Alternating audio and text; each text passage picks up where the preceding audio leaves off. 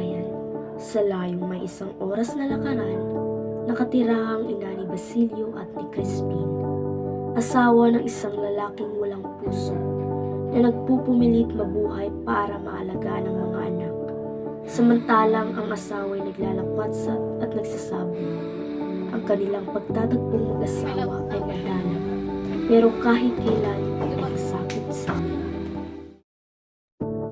nilustay unti-unti ng lalaki ang kaunting alahas niya para may maisunod sa masamang bisyo.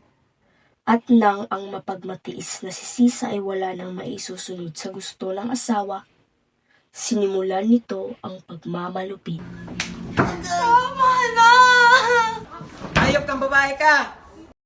Mahina ang loob at malaki pa ang puso niya kaysa ulo, ay wala siyang nalalaman kundi umibig at umiyak na lamang.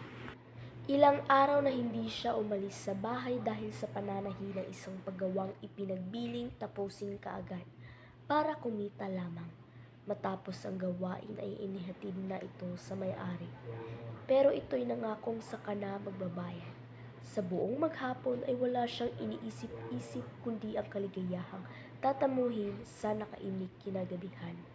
Nalaman niyang uuwi ang mga anak at binalak ipaghanda ng masarap na pagkain. Pero sa isang kamalasan ay dumating ang asawa at kinain ng kanin. Hindi nakaimik si Sisa. Nang aastang umalis na ito, Ayaw mo ba sila makita? Marahil ay gagawin daw sila ng uwi, sabi ni matandang tayo sa akin. Si Crispin ay bumabasa na at marahil dala ni Basilio ang kanyang sahod. Kung gayon, ipagtago mo ako ng piso.